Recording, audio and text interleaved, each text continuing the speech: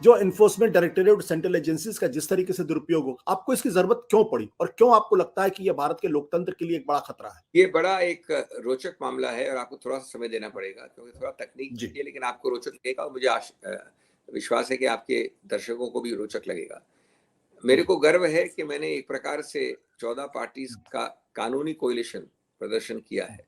यद्यपि वो अभी तक राजनीतिक कोalition में नहीं बदला है, लेकिन इसी प्रकार के सहयोग और इनिशिएटिव्स द्वारा वो जल्द ही राजनीतिक गठबंधन भी बन सकता है, बनना चाहिए। इसका मर्म क्या है, इसका कॉन्सेप्ट क्या है, ये मैंने अपने जो स्पीच थी, वक्तव्य था रायपुर में, वहां मैंने इसका प्रादुर्भाव किया था। उस स्पीच का पहला भाग यही था। अब उसके बाद मैंने इसको कानूनी जामा पहनाया। इसके 5-6 तत्व हैं, मैं बहुत संक्षिप्त में आपको बता दूं। एक, जी प्लीज। कि आज ये 14 पार्टी लगभग 41, 42, 43% वोट इस देश का रिप्रेजेंट करते हैं, चाहे प्रादेशिक स्तर पे, चाहे 2014 का लोकसभा का आंकड़ा ले लीजिए या 2019 का ले लीजिए। 41 से 43%, करीब करीब 7% लेस है आधे के मार्क से। नंबर 2, और कई प्रादेशिक स्तरों पे वो सत्तारूढ़ हैं। 2, सरकारी प्रकाशित आंकड़े हैं, हमारे नहीं, आपके नहीं, किसी के आरोपित नहीं, कि 3 या 4 बड़े रोचक आंकड़े हैं कि ईडी के जो केसेस 2014 के पहले दर्ज किए जाते थे और 2014 के बाद किए गए हैं, वो 100%, 100 गुना, 100 गुना होता है 100 टाइम्स बढ़ गया है संख्या 14 के पहले और 14 के बाद प्रकाशित पर। नंबर 2, और सबसे महत्वपूर्ण, उसमें अगर आप पॉलिटिकल केसेस लें, समझ लीजिए 100 पॉलिटिकल केसेस हैं, तो 95 उनमें से विपक्ष के बारे में है। ये ईडी का आंकड़ा है। नंबर 3, सीबीआई का भी आंकड़ा बिल्कुल वही है कि सीबीआई अगर 100 राजनीतिक लीडर्स के विरुद्ध करती है तो 95 विपक्ष के विरुद्ध है। चौथा आंकड़ा वो भी प्रकाशित है कि इसमें कन्विक्शन रेट 3-4-5% के आसपास है सब में। अगर आप इन सबको जोड़ें तो मैंने दलील की है उच्चतम न्यायालय में। अभी देखिए, अभी एडमिट नहीं हुआ है, कुछ रिलीफ नहीं मिली, अभी सिर्फ मेंशनिंग के स्टेज पे लिस्ट हुआ है 5 तारीख को। मेरी दलील क्या थी? मेरी दलील थी कि गणतंत्र लोकतंत्र 40 साल पहले आपने होल्ड कर लिया है उच्चतम न्यायालय ने कि वो मूल ढांचे का अभिन्न अंग है। मूल ढांचा क्या होता है आशुतोष? अगर आप संविधान संशोधन भी पारित करें तो वो संविधान संशोधन असंवैधानिक होता है अगर वो मूल ढांचे के विरुद्ध हो। तो गणतंत्र और लोकतंत्र को आपने मूल ढांचा माना। गणतंत्र और लोकतंत्र को आप बराबरी की समतल जमीन नहीं बना रहे हैं अगर आप 95% विपक्ष के विरुद्ध ऐसे केसेस करेंगे जो जिंदगी भर वो उसी को लड़ने में निकाल देते हैं, उससे हैरस होते हैं, उससे भयभीत होते हैं। तो इससे आप सीधा प्रहार कर रहे हैं गणतंत्र लोकतंत्र को।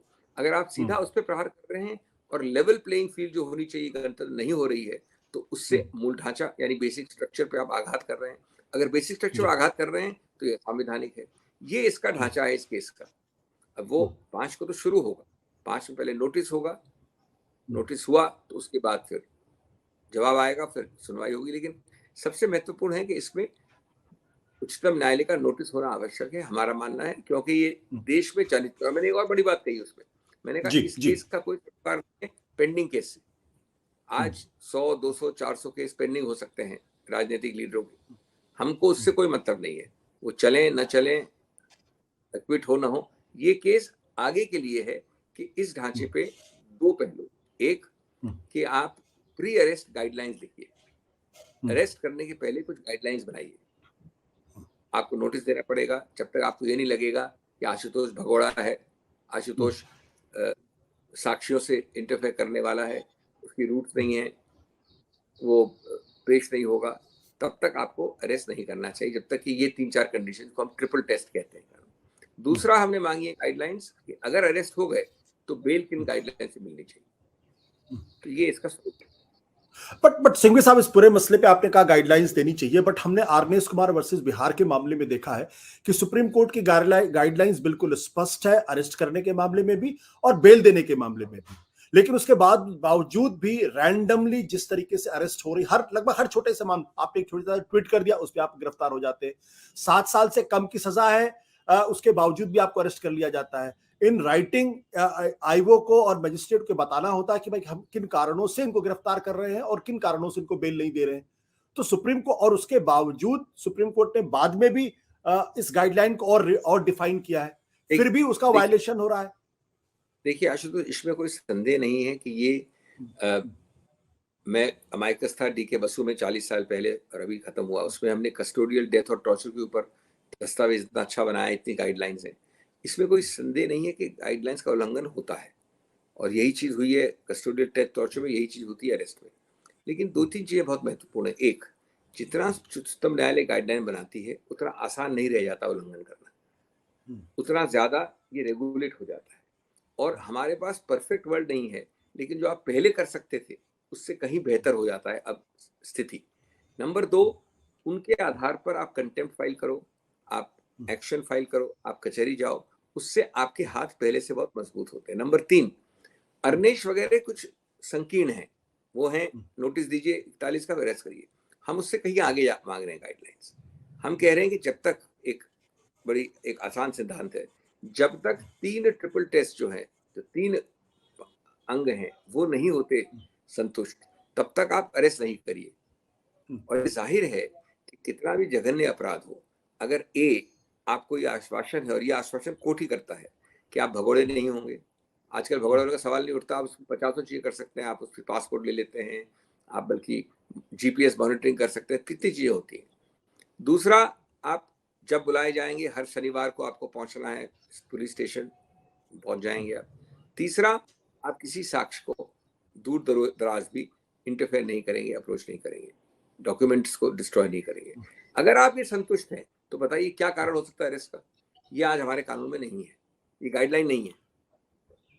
ये बट सिंघवी साहब यहाँ पे इसमें एक सिंघवी साहब, हर केस में कहा जाता है कि अपराध बहुत गंभीर है, जघन्य है, इसलिए आप अरेस्ट करना जरूरी है। अपराध जघन्य और गंभीर अपने आप में गलत टेस्ट इसलिए है क्योंकि अपराध के वक्त आपको इनोसेंट मानना, निर्दोष मानना अनिवार्य है कानून में। आप अभी तक अपराधी प्रमाणित नहीं हुए, दोषी प्रमाणित नहीं हुए, तो ये कहना कि बहुत जघन्य है, बहुत गंभीर है, ये एक प्रकार से आपको दोषी मानता है पहले से। इसमें एक सवाल इस बात को लेकर ये है कि एक तो ये जो पूरा का पूरा सिस्टम है, इसमें उन अधिकारियों की लिप्तता पाई जाती है जो राजनीतिक रूप से प्रभावित होकर इस तरीके के फैसले करते हैं।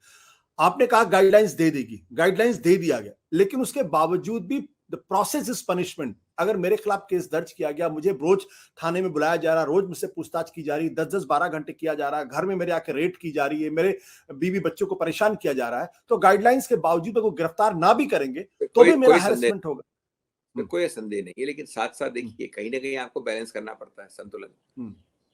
आप ये नहीं कह सकते कि किसी को अरेस्ट कर नहीं सकते कभी, आप किसी को नोटिस दे नहीं सकते कभी आप, क्योंकि दोनों चीजों को एक संतुलन करना होता है।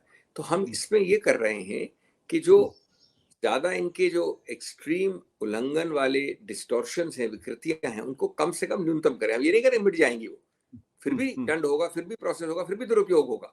मैं चाहूंगा तो कोई गाइडलाइन सुप्रीम कोर्ट की ऐसी नहीं हो सकती जिसको मैं उल्लंघन नहीं कर सकता। अगर मैं बहुत शातिर या बहुत ही तेज तर्राक पुलिस अफसर हूँ या एक ऐसा ब्यूरोक्रेट हूँ जो अपने राजनीतिक मास्टर से अपने नंबर बनाना चाहता हूँ, तो वो तो होगा, लेकिन इसका मतलब ये नहीं कि आप उनके अधिकार क्षेत्र को, उनके पावर को थोड़ा आप कंट्रोल कर सकते हैं काफी ज्यादा, काफी हद तक।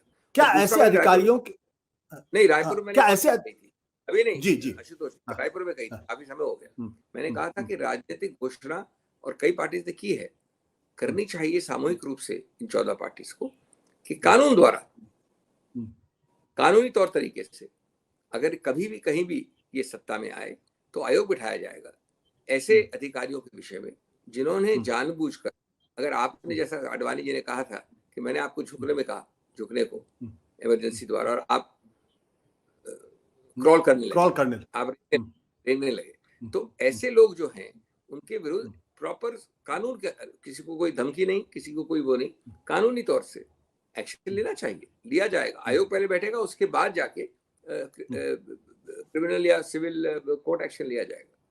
सत्य हिंदी का ऐप डाउनलोड करें गूगल प्ले स्टोर पर।